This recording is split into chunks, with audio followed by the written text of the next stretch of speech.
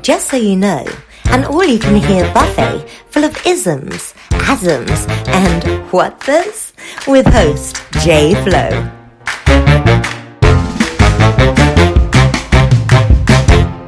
Hello, and welcome to another episode of Just So You Know. I am your host, Jay Flo. If you're new here, we're an all-you-can-hear buffet of all things appropriately inappropriate, mundane, normal, abnormal, just whatever. We just hang out and talk. I'm in the studio flying solo today, but I have an incredible and inspirational guest calling in for a little one-on-one coaching action. No, I did not take up a new workout routine.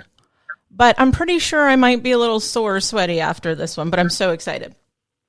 In this episode, like I said, we're going to conquer some fears, look them in the face, and tell them to F the F off. So who is this, you ask? Hang on, let's get to it. She transforms people just like us. I mean, that is, if you consider us someone who's 30s, 40s, 50s, super ambitious, but might yet be feeling a bit stuck, unhappy, or like the person you really are meant to be is hiding within your body, just aching to get out. She has uncovered the holy grail of womanhood, which is knowing who you are as a woman and as a mother. Hopefully she'll let us in on that little secret. She has recognized the gift she has in helping others and learn the art of self-love, knowing her worth, and turning ugly and life-shattering moments into purposeful, life-inspiring moments. She just launched a book this year to Call Myself Beloved, a story of hope, healing, and coming home. She has a self-improvement podcast and coaches others to find their true best selves. She has zero tolerance for BS and won't let you take it either. Her inspirational emails provide me with guidance, humor, and a feeling of, yeah, someone else gets me. And I basically want her to adopt me, hug me, hold me, and tell me everything will be fine. And one more thing, we both share a love of John Mayer and will slow dance in a burning room with him any day. Heck, I'd probably do a lot of things with him in a room. She is not, quote, just another fucking coach. Please welcome top transformational mindset and success coach, podcast host, best-selling author, changing the global conversation on emotional health and wellness. Please welcome Lise Wilcox. Hi, Lise. I need you to know, if I die tomorrow, I would like you to put that introduction on my gravestone, please. Well, thank you. I'd be happy to share it with you. Oh, that's amazing. And yes, John Mayer, we can do unspeakable things, whether the room is burning or not. I have talked about him many a time in podcasts and other shows, and I'm like, I don't care how dirty he is. I will take him, and I will take him down. I also want to tell you, I probably will not make you sweat unless it's like the fiery passion of really feeling seen. You will not feel sore, but you will feel that everything is totally okay, and I'm holding you from afar. Don't worry about that. Good. Well, thank you. I feel so less alone now. But thanks for coming on and talking with me today. Last time we spoke was for a magazine article that I was writing, but now we're here to work on me a little bit. But before we get into that, when we did speak, you were heading out to vacation. I think, have your kids started school? You're still in the quarantine mode. How's all that going? It's like time has been suspended. It's so weird. You know how Jell-O is like this substance in between liquid and solid? That's what time and life feels like right now. It's like not really normal, but it's not really abnormal. It's somewhere in between. We had a week at a cottage and it was really lovely. We're totally back to school mode, and it's just weird, but it's becoming normal. So everything is just kind of humming along, and I'm really keen for more flow. Like I really, really require flow and thrive in that state. And I am looking forward to a time when things are a little more predictable for more than, a week at a time. Exactly. And that's a great way of the Jell-O analogy. And then things are just, we're kind of living everything. I call it like chunks of time. Prior to quarantine and all that, I was going by the hour because my daughter got out of school, then she had activities. And now I'm like by the minute. Her school is in 25 and 35 or 45 minute chunks. And I have so many alarms set on my phone to remind me, okay, it's time for this class. It's, she's in second grade, so I got to help her through a lot of this stuff. But that's it. We are just living in weird chunks of time, but yeah, we're in it together, I guess. yeah, I know. That's the thing, right? Is that I keep reminding people as often as I can, nobody's alone in this experience. Like the entire world is being adversely affected, and it's messing with all of our chi. Like everybody is in a state of what? So it feels very isolating, but it really isn't as isolating as it feels, because everybody is in that same suspended state of not really knowing what to do or what to expect, and literally just doing the best they can. That's exactly correct. And, in the beginning, all the commercials were, we're in this together, we're all in this together. And we still are, even though some things have opened and, people are still impatient and kind of getting back to their old selves. But it is what it is, right? What else can we do? Mm-hmm. Yeah, I agree. Good.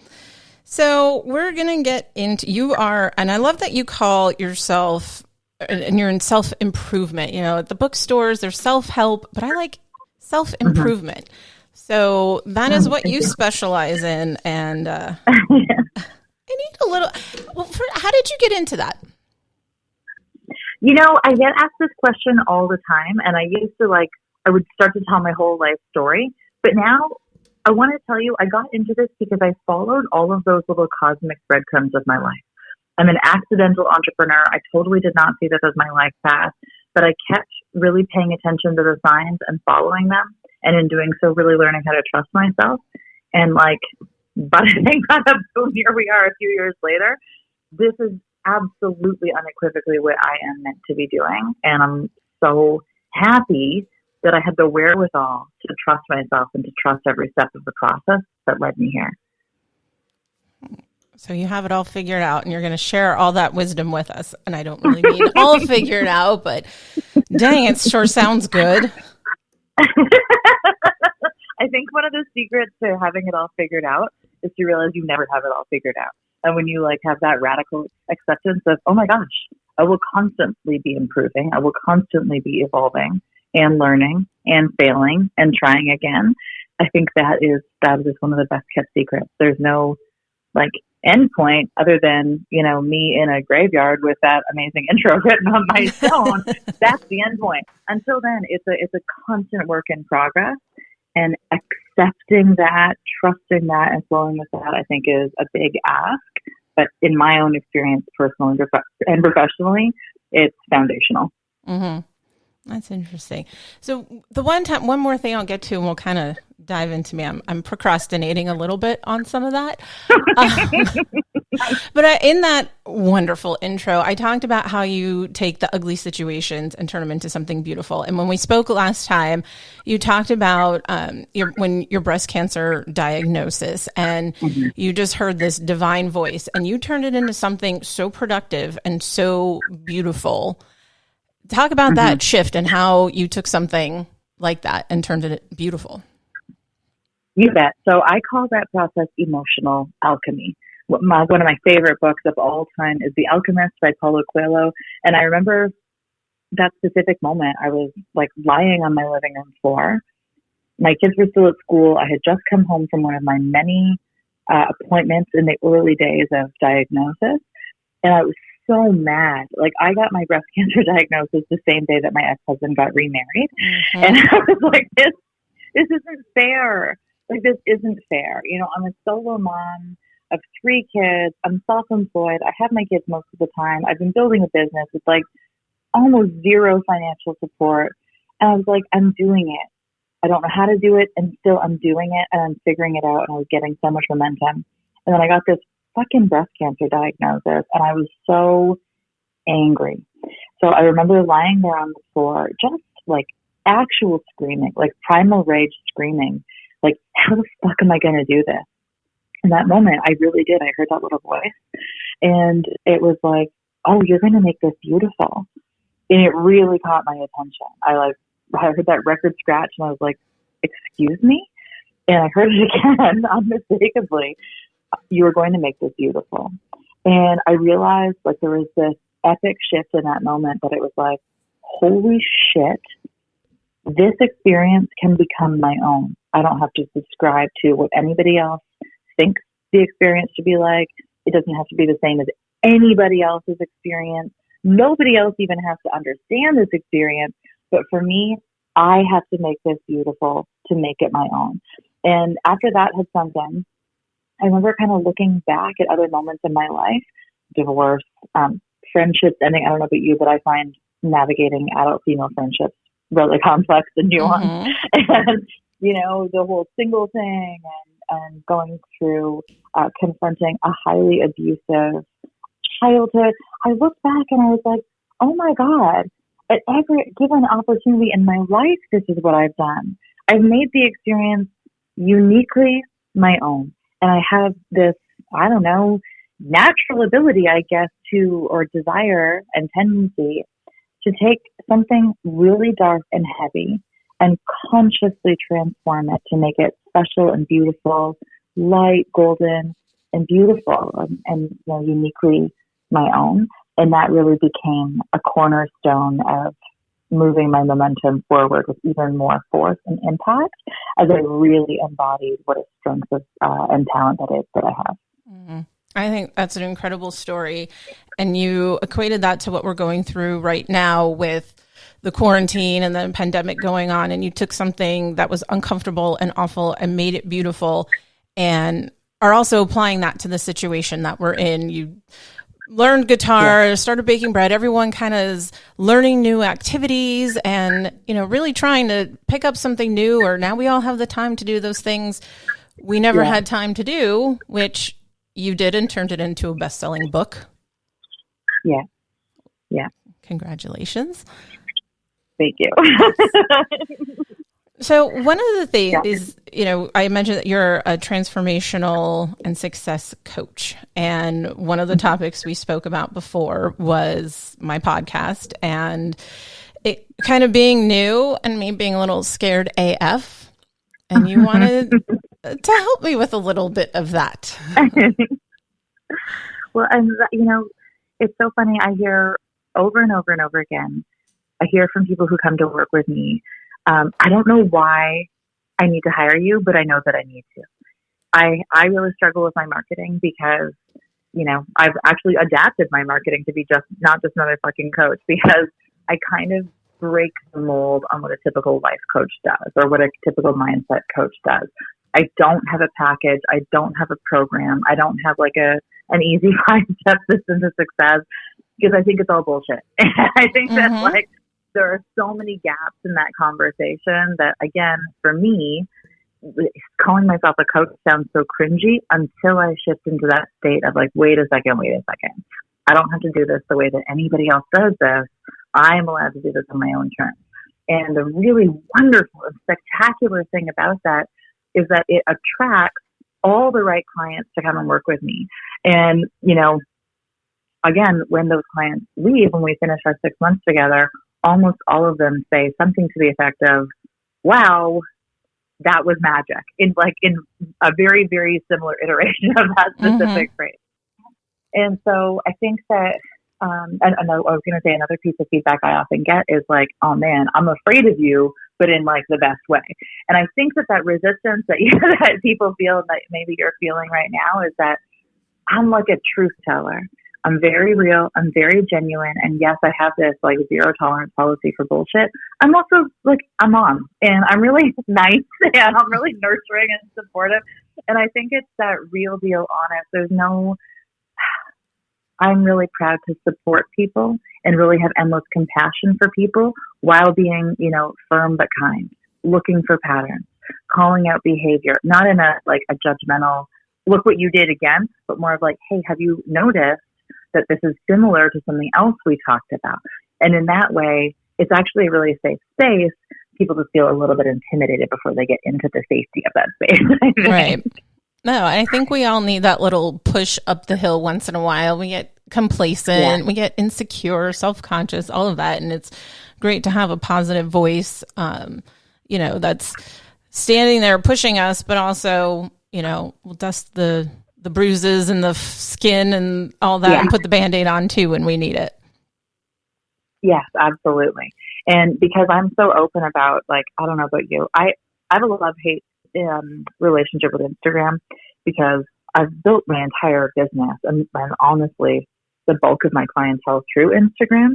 But there's so much crap on the platform that I really have a hard time using it as a consumer. But something that has led me to do is really be vocal about we've created this culture of celebrating mediocrity. And if can I be really crass for a moment? It's like really crass. Of course. Okay.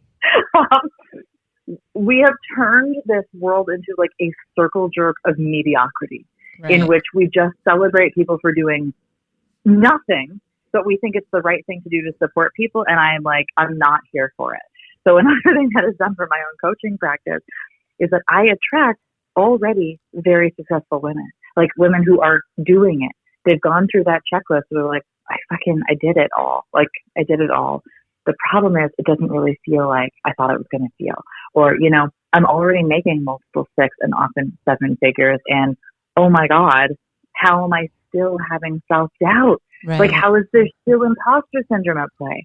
And what's so beautiful about the work that I have the honor and privilege of doing is working with women at the top, a lot of high profile women and leaders. And I'm able to be that person standing with them. It gives them a safe place to talk about it, because imposter syndrome, self-doubt, all of that is really actually a part of our human experience. And when you get to the top and you do everything right, you tend to turn around and look for people to talk to. And it's like, oh shit, nobody's really here, or nobody's here that I trust to safely talk about my own vulnerabilities and insecurities. We feel more like a failure, and we start to pile on this blanket of shame, which makes us feel more isolated. And then we're living this illusionary life where by all appearances it looks perfect. By all appearances we're super successful, but inside we still feel that unwavering self-doubt. And that's where I come in, is to really act as that voice or that support system to be able to talk that very, very human emotional experience through. Well, I'm just sitting here nodding my head the whole time because, and when you hit one milestone, it's like, okay, well, I hit that, and you keep going and you keep reaching, and there's always that I'm not enough, or I'm not fulfilled, or even though I'm doing everything and I've accomplished it, do I need something else? If I don't have another goal or something else on my list, Is society going to think I'm failing or slacking? Totally. And okay, do you like Ariana Grande? A few songs. I'm a big fan of the new one with Lady Gaga. Oh, it's so good. I know. Have you heard Seven Rings? Yes. It's I see it. Yes. I like it. I want it. Okay. So I was listening to that today, and I was thinking, I love this song because finally it's a song about women who are it's, that Destiny's Child song, right? The independent woman from Charlie's Angels. And so I love that element to it. But I was driving around and I was listening to that song, and I was like, but hang on a second. Now we're fetishizing capitalism as a beacon of wealth arrival. And oh my God, retail therapy is not where it's at. Just because you can't afford to fill your closet with designer clothes doesn't mean you're filling yourself with things that feel really good, right? And so I feel more and more there's just such a need for this voice of reason to be absolutely, desire wealth, achieve wealth and freedom and success, and maybe reframe that perspective to come at it from a place of truly my inner peace is my greatest success. That's a very good way of looking at it. And I also feel who do we need to prove it to? I know. I have a fortune cookie that I saved the fortune from, and it says, you are creative, competent, and maybe something else. And it says, prove it. And I was like, well, I can prove it, but to whom? Yes. I like the first part of it. Yeah. To yourself. You can do it. And it's so unsexy, that concept, right? And it's also foundational. It's the cornerstone of our emotional health, to be able to prove it to ourselves and have that be enough. Because if you are, and I live this, if you are constantly trying to prove it to somebody else, even if you get those accolades, that celebration, then your worth, your peace, your happiness, your sense of contentedness, it's all conditional upon somebody else. So if that person takes away that praise, or they take away that accolade, or guess what? Somebody does it better than you do, because that's an inevitability as we all are growing and evolving. Suddenly your worth is diminished because you've set up that false condition. So to be able to turn that spotlight inward and be like, you know what? I am creative, I am confident, and I am capable. And the only person who has to recognize that truly is me. It is a very difficult ask, and it is an incredible state of freedom to dwell in. Oh, it truly is. And I know I'm not there. I hope maybe one day it will be. I still have that like lingering fear. Well, what if I mess up? What if I make a mistake? What if somebody doesn't listen? It's like, who cares? Yeah. Yeah. Well, and from my coaching perspective, I would ask you, what if you make a mistake? What would happen? You pick yourself up and move on, or you learn from it. Totally. What would happen if you failed? Try again. Try something different. And what would happen if somebody unfairly judged you for something you did? Well, I would probably take it to heart, even though I know I should say, well, that's on them, not me. Yeah. Yeah. And from there, we would start to look at like, okay, so if that is a trigger point, if that's this trigger point into a deeper wound, then we would start to ask questions like, okay, so then what is this feeling that I'm feeling? And if you think about that, like that, well, I should, just be done with them, but I would take it personally. How would you label that feeling?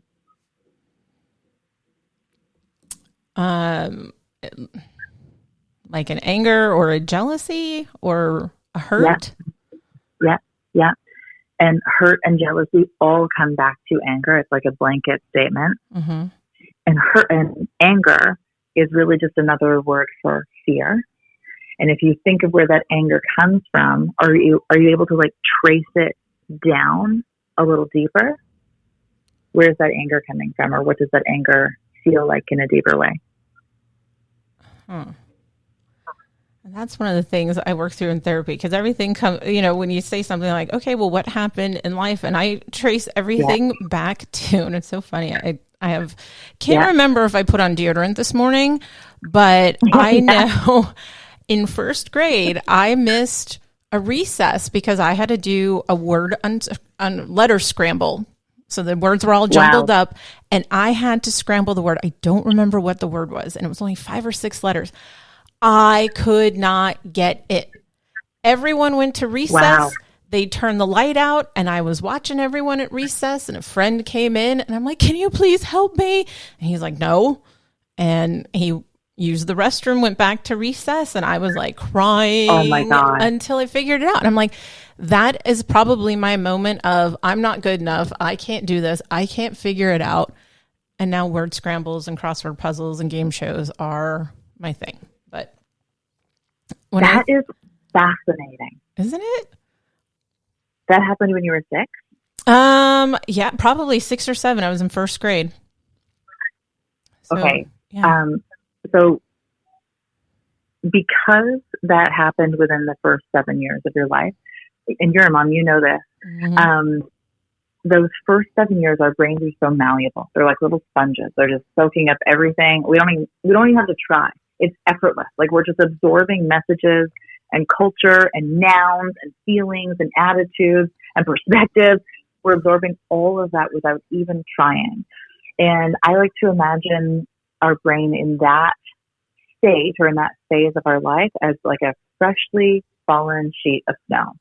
And again, I'm Canadian, so this is like a really intimate analogy for me. But, well, I grew up in Pennsylvania, so I get it. Oh, perfect. I'm just suddenly thinking like, wait, Vegas probably isn't known for their snowfall. We do get some. Well, you can imagine this like fresh sheet of snow that's in your backyard. And at around age 7, what happens is as if there's a flash freeze. And all of a sudden that snowfall is kind of cemented into place. And from growing up in Pennsylvania, I know from growing up in Canada that of course you can still break through that snow. Of course you still can. It just takes a lot more effort. So if you imagine in the first few years of your life, you're just running around that snow, you're just making pathways all over the place. Like it's so effortless. It's easy to make new paths because you're making them for the first time. But after age 7, that like imaginary flash freeze, now those pathways and patterns are in place. And again, you can change them, but oh man, it takes so much work. So even if you don't like the path that you're on, it's still kind of easier to take that one than to make a new one. So what happens for the rest of our adult lives is that neurologically and psychologically, we keep following those same patterns. So if you learn in those first few years that, money is the root of all evil, or if you learn in those first few years that men are assholes and they treat women like crap, if you learn that relationships should be unhealthy and full of toxicity, that's the pattern that you keep repeating over and over again. And so what the work that I do with with all my clients is that we look at how these things have manifested in their overall lives, and then we trace this work back, just like you've done in therapy. But when we get to that core wound, like you're talking about, like that really poignant moment in grade 1, then we get into this subconscious work of identifying what the hell happened, what lesson do you need to learn from that, and then how do we release it and let it go so that you can move on, and in doing so, you can actually start to create a new pattern, which is to say you start to create a new neurological pathway, and that's the pattern you start to follow behaviorally. Now that your belief has changed, you can actually change your thoughts and then change your behavior. Interesting. So my next question then would be, how do you do that? It feels like a guided meditation. And we would just like run through I was going to say we could do it on air, but sometimes it's really, really emotional for people. Like because I guide them through this like guided meditative process, and we get in touch with what your psychological timeline is like and what that looks and feels like to you. And then we go through the process of releasing it. But it's usually such a deep wound that for so many people, there are a lot of tears. There's a lot of stuff that comes up. And I feel like that might be better served for a private. Yeah. I'll be pouring all of my thoughts and emotions out. It's like one of the, for the little game that we'll play later, I do a lot of would you rather questions. And one of them is like, would you rather your thoughts appear in a bubble over your head all the time, or if it was that, or like have your text messages be read out loud or something? I mean, obviously they're hypothetical, but read out loud.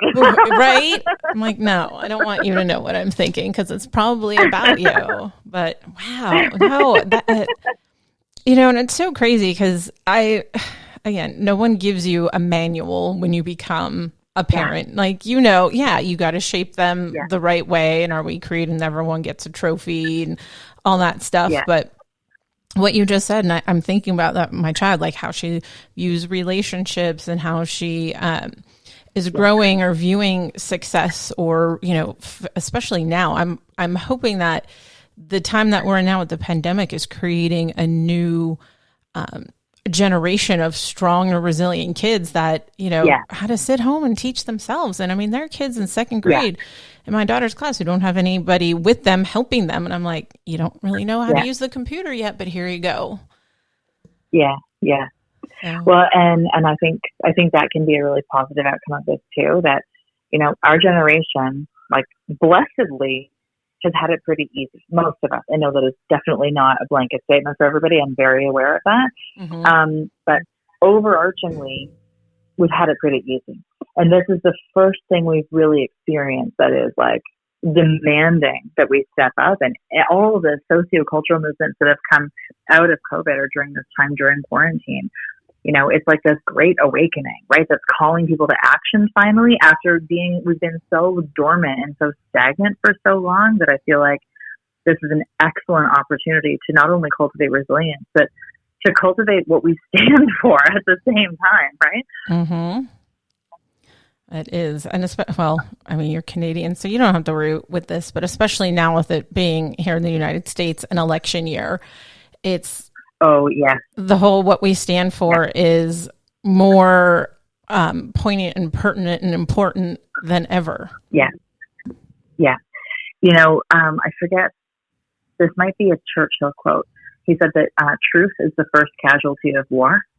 And I've been looking at the U.S. and just thinking like, wow, like has there ever been a truer statement spoken? And I will tell you that we're so affected by it because I think that, I know this isn't the focus of our conversation, but like, I think that democracy is at stake, right? Like the whole world is watching this election as an election on democracy. And while I'm Canadian and I absolutely cannot vote in the U.S., I love the U.S. I love Americans. I think it's a phenomenal country. And I have such a vested interest in the success of the USA that like on my Instagram, I'm posting photos about getting registered to vote. A lot of my audience in the U.S. and I'm like doing what I can on my platform to really rally people together to do it. Right. And I'm not going to turn this into a political fest, although I could. I know. But I mean, it is. And, voting by mail versus voting in person, it's just such tumultuous times. But I guess all we can do is do the best we can, cross our fingers, show up, fight for what we believe in, regardless of what it is. Well, and that circles back to, I think one of the essentials of mindset work is that you need to appreciate and kind of lean into the fact that the only thing we ever really have control over is how we act. And if we have control over how we act or respond or react, we're already changing the dynamics of every relationship and every situation we show up in. If we demand more of ourselves and we demand grace and compassion, forgiveness, we do the work to get really clear on who we are and what makes us tick and how we can naturally use our gifts and strengths, even to shape our own immediate world. That's actually how we change the world. Like just by having that simple courage to show up and live in our lives. It sounds so cheesy, but it's so passionately true that when you're so clear on who you are and you show up time after time as that person without fearing judgment, etc., it's such a powerful act of rebellion to simply just show up and be yourself and do what needs to be done. No, I absolutely agree with that. And I know that's one thing I am lacking in or just not aware of or just easily I don't want to say persuade, but let's, not that strong show up kind of person. Well, and that's what I was going to say, to trace it back to your unique experience. That moment at 6 years old might not sound like a big deal on the surface, but there's something for you psychologically for which that was a really big deal, right? So releasing that, I think, is one of the keys in healing forward and appreciating, hang on, like this story that I've been telling myself for the past 30 years has been that I'm not good enough. People do not support me. People judge me when I need their help. I will be rejected at my weakest moment. I'm not able to do things the way that I want to do them. Like all of those false narratives, when you can release the core of that, that intense feeling from that experience, you're so free to move forward. And I always compare things to a vine. So if we take the very leaf of the vine and trace it back to the root, when we get to that root and we hack it dead and we change that narrative, it's like we're planting a new seed for you. And that new seed grows its own new vine. And you get all these remarkable, fresh, new tendrils of patterns and thoughts and behaviors that allow you to do just that, to just simply be yourself. It also sounds like when you release that you just feel 100 pounds lighter, all that weight just, it's so freeing. Yeah. It's so freeing. Yeah. One day it'll happen. It was just so funny. I just discovered this. I always that moment has been in my head for years. And then, through therapy, she's like, what happened that made you feel this way? And I'm like, totally remember that. And then to shut the lights off. Oh God. Oh my gosh. Honestly, we should just book a separate call because I think I can help you clear that off in 20 minutes. And that's not like me being arrogant. That's experience. Okay. Deal.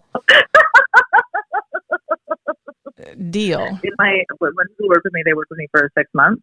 And one of the sessions is like this breakthrough session where we kind of get all this big picture clarity or context information from where somebody's coming from. And in one of those early sessions, it's a breakthrough where we really find out, like, what is your core wound? Like, what is it for you? And break through it. And it's like, it's so powerful and it's so much simpler than people think. But we use my neuro-linguistic programming and emotional freedom techniques background. And it's like, oh, holy shit, how come everybody doesn't have access to this information? Because it's very powerful and surprisingly simple to do. Wow. Well, I look forward to that for sure. But let's talk about some fear. So that is kind of, again, if I know now where it's coming from, but for somebody who hasn't gone through the breakthrough, what are some tips, or how can we navigate just the fear to even take a first step, or, launch a new career, or press record and release something? What would you say? Well, this is why my passion is so focused on emotional health, because that's what we're talking about. When we opened the doors to talk about mental health, that was great. Like, that was a really good start to invite people to come to the table and talk about those vulnerabilities. But we missed the emotional health conversation, because anxiety or clinical depression, like, that's not emotional health. That is legit mental health. But with emotional health, this is exactly what we're talking about. This inability to even feel our feelings. And we receive so little emotional education. Even I work with predominantly women, and even women who are naturally more tuned into their emotional body, we are given no tools as to how to safely feel our feelings and regulate them. And so that starts to manifest as like, oh, women are just crazy. Oh, women are just hormonal. It's like, no, women have an exceptionally intuitive emotional body and zero tools to navigate or regulate those emotions. And so they come out in these totally erratic ways. And then we socialize that to become normal behavior. And it's like, but it's not. We just don't have the coping mechanisms to actually feel our feelings. And for men, it's totally different, because they, en masse, are less in tune with their emotional body. And they're taught to basically just bury them and like never feel shit. And then you've got like their future wives and girlfriends trying to make up for a lot of the damage that's been done in the past. And it's a shit show. So what you're talking about is, again, it's so simple and it's so complicated, that ability to really tune in and check in with how you're feeling, and not just on the surface, but at like a deep level, how you're feeling.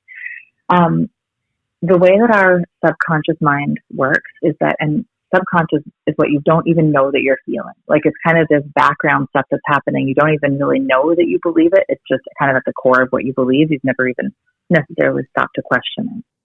And one of the functions of the subconscious mind is to constantly sweep our environment for danger without us even noticing. And that's like a very cool feature, because, if you look at it from an evolutionary perspective, the function of that mind is to look around and be like, oh, there's a bear over there, and that bear is coming to kill me. Or, hey, there's a dude hiding behind my curtains and he's going to stab me. Those are really valuable pieces of information to know. And that triggers this fight, flight, or freeze response when the subconscious mind perceives danger in the environment. The design flaw is that our subconscious mind also wants to keep status quo. So it wants to keep and preserve those patterns in the snow that I was talking about. So anytime we violate that pattern, or we violate that path, or we want to do something differently, the really shitty thing is that our subconscious mind also interprets that as danger. And when it perceives danger, it elicits that fear response, so fight, flight, freeze. So let's say somebody's in a really unhappy marriage, and they're like, okay, I'm going to do it. Like, I'm really going to do it. I'm going to have the guts. I'm going to leave this marriage. That's when you get self-sabotage mode and listening to other people more than yourself, or delegating out your like decision-making process to somebody else, because your subconscious is like, Mayday, Mayday, you're not supposed to do this. This is dangerous. And so you tend to follow that. So one of my favorite things to say is that our feelings are simply feedback. And that feedback is always giving us incredibly valuable information as to what still needs to be healed. So this is like the longest answer in the world to your question. I'm so sorry. I love it. Keep going. Keep going. Okay. So when we have the courage to simply feel our feelings and name that feeling instead of shaming that feeling, that's what allows us to tap into what we're actually feeling, recognize what insight or what information we're being given, and then figure out what the hell is actually going on in my life right now, right? Does that make sense? No, it absolutely does. And I like that, I wrote down feelings are simply feedback, and, you have to feel it, name it. And I think it's genius and it's true. And you mentioned bad relationship, but it's anything, leaving a job, it's anything, taking the first step for anything. It's just feedback you can listen to or not. It's even, yes. And that the job is such a good example, and it's so timely because, as you know, like the last 6 or 7 months have given people so much opportunity to pause and reflect. People who are living the rat race of like just going through the motions and sleepwalking through their life suddenly have had this aha moment of opportunity to be like, what the fuck am I doing this for? People who work with me who, as I said, are by all intents and purposes and metrics very successful, turning that attention to be like, what the hell? Like, why doesn't this feel like it's supposed to? Having that opportunity to really reflect on that experience is that catalyst moment of being able to be like, what am I actually feeling? And when I have that fear of like, as it turns out, I hate working for this corporation, or I hate working for this bank, whatever it is. I hate it. It takes up too much of my time. They don't appreciate me. I feel disposable. But now I have these golden handcuffs where I'm making, multiple 6 figures a year, and I can't leave because there's so much pressure that I've created to now support my family, or to live a certain lifestyle, or to live in a certain neighborhood, like whatever it is.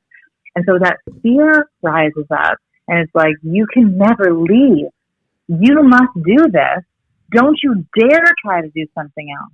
And all of the stories that come up from this fear are like, you will be poor, you will let down your family, you will not succeed, your dad will have been right after all this time, after all these years, after all that you've achieved, it's still not going to be enough. And it's like, oh my God, what if we were to pause? And what if we were just to take a breath? And then what if we were to ask ourselves, what is the actual story I'm telling myself here? And then what if we were to ask, is that story actually true? You can start to compartmentalize and break down this thought process of like, no, what I am feeling is just a fear. And if that fear is just feedback, well, we just identified a whole bunch of things. It tells me I need to be very clear that I can meet my needs for security and safety, right, in the world that we live in today. I need to make sure that my emotional needs are being attended to, and maybe I still have some stuff that I need to work through in terms of who I'm proving what to, right? And that all starts by being able to identify all of those feelings. And when we take the time to slow ourselves down and really label and process those feelings, the magical thing happens because it takes us out of that fear state, which means it changes our physiology. We get out of fight, flight, freeze. We get back into feeling very centered in our body. And from that place, we can actually make a rational, informed decision. If we listen to the fear and fear alone, we're fucked. Like, we're fucked because we just are going to dwell in that really high anxiety state. If we ignore our fear, we're fucked because then we're just going to reach for more stuff to jam that fear down without ever processing it. It's having that tiny little, 10 seconds of courage to be like, holy shit, I'm terrified of feeling trapped, and I am terrified of feeling like I'm going to be a failure or that I'm going to let somebody down. It's that moment of self-awareness and self-reflection that unlocks an incredibly powerful and empowering experience. Wow. I really like what I do. And you're very good at it. And it's it's so relatable to so many areas of life, obviously. But that's incredible. And feeling it. But as you're sitting here, I'm like, well, here's where my mind goes. Well, how long should that take? How long do I need to sit and think? And how long do I need to feel? And when will I know? And when will I get clarity? And how long, just that. Which is more fear. Yes. Because it's just like, it's almost like an internal delay tactic to be like, nope, that sounds like it's going to be too much work and it's going to take too long and we don't have that much time. Therefore, let's just go back to feeling how we're already used to feeling. Right. And it's like, it's challenging every thought by pausing and breathing and asking that allows you to start to cultivate more. Honestly, it's like cultivating a trust in yourself. And that is a practice and it is a process. Like I wish I could give people an overnight strategy, but there isn't an overnight strategy. It's just like learning how to flex a new muscle or how to build a new muscle or do any new skill. It just takes practice. And, I think a lot of misinformation in the self-improvement industry is that like, once you heal it, you heal it for good. And that's not true. It's very sellable. It's very marketable, but it's not true. Like those deep wounds that we have, we continue to feel triggered by them. But the real success metric comes from, I feel triggered by the shit that happened in the past. And now, instead of dwelling on it or getting really drunk or calling all my friends to complain about it or hanging on to it and burning a bridge for the next 2 months, instead of doing that, I feel the feelings. I'm like, oh my God, wow, that really hurt. Where did that come from? Oh shit, that's just a trigger from my old wound. Oh, right. I'm over it. You like measure the reverberation time. That's the success. The pain doesn't necessarily go away, but the ability to process that pain gets so much faster and so much more responsive that that's how I think you really start to, again, measure success in a totally different way by this metric of freedom.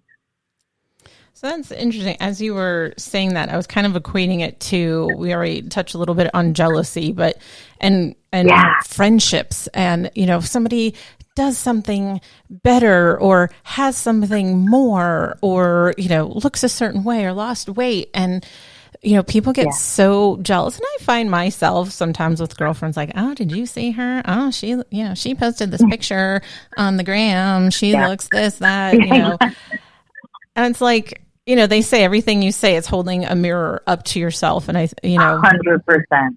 Yeah. 100%. And I write a lot about that in my book, about that mirror effect, how we're just constantly holding up mirrors to other people and other people are constantly holding up mirrors to ourselves. So like, I love the analogy, not the analogy, just the anecdote that, as you know, I'm single and clearly that actually is my core wounds, like fear of unlovability. And I'm so aware of that. I'm so aware of it that I'm like comfortable to talk about it because it allows me just to measure my own reverberation time, right? I can't change what happened in the past, but I can totally change my reaction and my relationship to that. So I love to say that like, I look at all kinds of celebrities in terms of who would I use as like an expander or as, an archetype. And I love John Krasinski. And somebody's like, what do you love about John Krasinski? I'm like, well, in addition to that, he's like tall and broad, really funny. He's confident, but he's understated. He's slightly self-deprecating, really, really bright, and kind of just a normal guy that has done remarkable things. And I'm like, oh shit. Sorry, not sorry. Those are all the qualities that I really love about myself that I see reflected back to me via the lens of John Krasinski. Versus, man, I hate when people interrupt. I hate when people go on and on about something and I'm like, Lise, you are the one who does that the most. So it's like we're constantly living in this house of mirrors and you can have so much fun with playing with that in terms of your own emotional reaction, what it says about you and whether you have a healthy relationship with that quality or an unhealthy relationship with that quality. Oh, well, I think not to judge everyone, but most probably teeter on the more unhealthy side. And I mean, and there's another chapter in the book too that I actually did as a podcast. Like I just read it on my own podcast. And the chapter is The Myth of Competition. And it's, to toot my own horn, like it's so good because it breaks down our genetic attachment to competition, because being social creatures, we have to be aware of what other people in the group are doing so that we feel like we're not going to die, right? Like we have to belong or else we're dead. So we have this evolutionary compulsion to belong but we've kind of jumped the shark by only thinking we belong if we belong to the group. And so this chapter in the book and the podcast, it breaks it down, like how crazy that is and how to really work with the materials you're given and understand that all of our lives, like, it's just a series of moments. So in this moment, you might be your best and somebody might still be doing better than you. But that's okay, because somebody else's best is only their best. And one day your best is going to get even better. And it just breaks it down how, like, you know, Instagram culture has given us a window into millions of other people's lives that we're constantly just comparing ourselves against moments at a time, and how stupid that exercise is and how necessary it is that we stop it. It really is. And like whoever they is, they say, you know, social media right now, it's just a highlight reel. And some people are getting a little bit more real on what they post and trying to make life not look so, you know, unicorns and glitter all the time. Yeah. That's some good stuff. Wow. No, it's absolutely fascinating, and I'm so excited that you're here to talk to us. But why don't we take a little break from the heavy and do something a little bit fun or funny, I hope. And you actually picked a good one. It's not very... So earlier when we were texting, I said pick a number from 1 to 5 so we can play my Lazy Esther topic selector game, where I have a little makeshift, it actually looks like a little Trivial Pursuit game piece that I spin around on my Lazy Susan, which I call Esther because that's my sister's name. And her name is Susan. I call her Esther. So... You picked wheel number 5, and our topics are, and we'll elaborate when we spin the wheel. Well, that was a knee slapper. To know you is to love you. Hypothetically speaking, I was today years old when. Trivial Pursuit is on there, and Hacker's Gonna Hack. Okay. All right, so I'm going to give our wheel a little spin because no one can see it, so I don't want it to spin forever. There we go. Ooh, it's a genuine spinning sound. And that's exactly what it is. Ooh. Okay, to know you is to love you. I'm going to ask you some questions so we can get to know you a little bit better. Okay. Now I got to thumb through here and find them. Oh, they won't be painful, I promise. Okay. All right. If you didn't have to sleep, what would you do with the extra time? Oh my gosh. Probably watch The Office. That's a great show. Seriously. It is. What job would you be terrible at? If there is, anything accounting wise, my worst skill is probably opening resealable packages, like Ziploc bags or cracker bags or anything. So if there was ever a job that required me to open resealable packages, I wouldn't last 5 minutes. I agree with that. I will be the one, I will cut open something, and as I'm throwing it away, I'm like, oh, I was supposed to tear here and reseal it. Same. Or I cut where it says tear here, and I go to tear it, and then I've just somehow missed it by like a millimeter. So now it's impossible to open because I got to shear off that last like tiny bit to cut before I can tear away. It's not pretty. And I don't know how I made it 39 years of being like a reasonably smart woman. And I cannot open something resealable to save my life. Oh, yes. No, I'm with you. It's the simple things. Let's see. What would be your first question after waking up from being cryogenically frozen for 100 years? What day is it? Where are we? Is it still 2020? Did that year end? I know. Oh, here's a good one. How different was your life 1 year ago? Oh, wow. It was so different. Like, what are we, September? A year ago, I had just finished.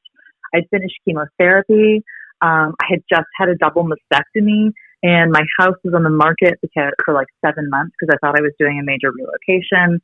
And the absence of that relocation had so much stress and drama, divorce related, attached to it, that it was like a radically different time. I know. We were all thinking, oh yeah, we're, 3 months into a new decade. Everyone thought, all right, 2020, it's going to happen this year. Yeah. This is a good one. What is something that a ton of people are obsessed with, but you just don't get the point of? Oh, TikTok. Right? Although that, I think, is coming to an end here in the States. Is it? Yeah, I think they're putting a ban on it, and I think they had to sell it to an American company or else, and somebody was looking to buy it, but then they weren't going to sell them like the coding or something. Wow. Yeah, so I think TikTok is about to be banned in the United States. So a lot more people will be out of work then, huh? Wow. I'm scanning through. In what situation or place would you feel the most out of place in? In what situation or place would I feel the most out of place in? Yes. Oh, in a room full of fake people. Very interesting. And I've been to influencer conferences, and I can guarantee this fact to be true. Oh, I'm sure. I am sure. Let me find one last one. There's two. That would be good for you. I'll choose this one. What's the best and the worst piece of advice you have ever received? Does it have to be the same piece of advice or two pieces of advice? One was good, one was bad. One was good, one was bad. So two pieces, if you can think of two. Oh, yeah. I've got, how many do you want? As many as you can do. I was told when I was leaving my marriage that this was the worst thing I could ever do for my finances and for my children.